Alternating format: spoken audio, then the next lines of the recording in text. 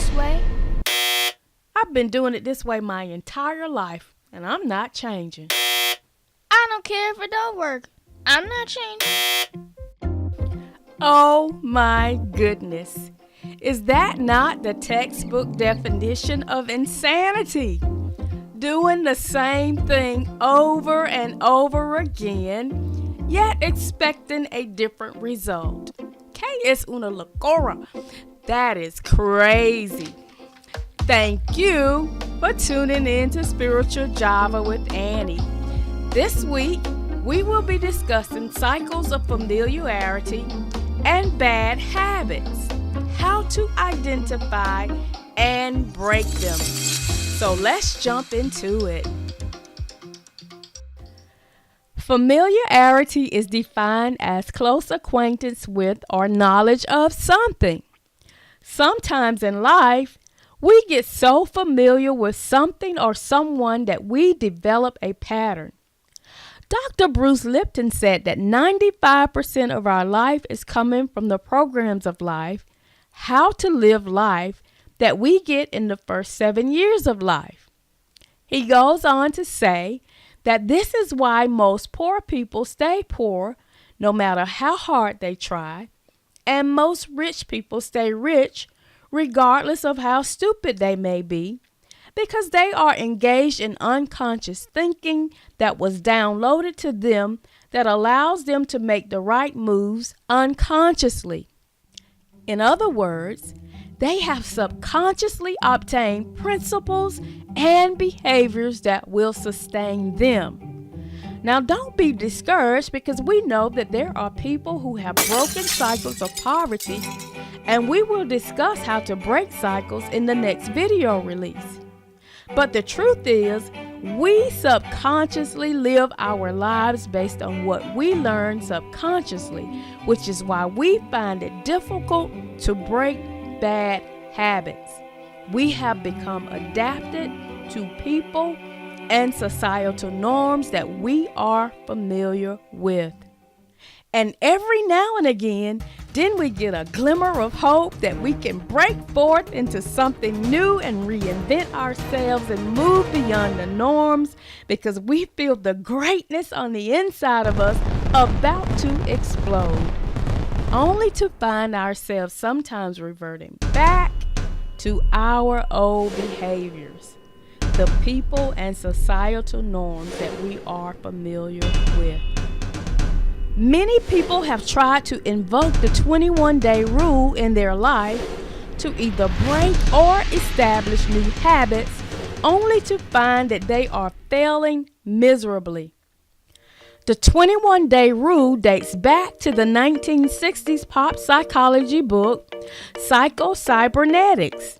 This book states that it takes a minimum of 21 days for an old mental image to dissolve and a new one to gel. Honestly, I have tried it and fell flat on my face. I thought, what's wrong with me? And why can't that work for me? I have little doubt that I am the only one that have felt defeat in this area. Let me help you. More recently, a study of 96 people published in the European Journal of Social Psychology found it took on average 66 days to form a new habit, such as eating fruit at lunch or running for 15 minutes a day. But in the study, the actual number of days ranged from 18 to 254 days, indicating that it can take a very short or a very long time. We form our habits from those that are around us, our experiences, be they good or bad, and our plain, ordinary, routine life. Habits are formed up to the age 7, according to Dr. Bruce. We learn hundreds of thousands of rules from our families and societies through observation. I believe that we repeat them so often that eventually they become learned behaviors that are programmed within our brain and we subconsciously go through life acting them out. And we become very, very familiar with them. For example, the person that indulges in alcoholism after every bad experience, or the person who overeats out of emotionalism, and the many other thousands of examples that we can think of. But simply stated, any behavior that you can resort to out of comfort and familiarity that really doesn't make life better. It just pacifies you. The truth of the matter is, most of us are creatures of habit. We are trapped by our own habits, and it is only discomfort that forces us to break free. Now, since my aim is to provide you with godly wisdom and inspiration to help you on the way, I must also give you God's perspective. The truth is, we need God to help us to correctly identify and effectively break any and all habits that do not propel us upward.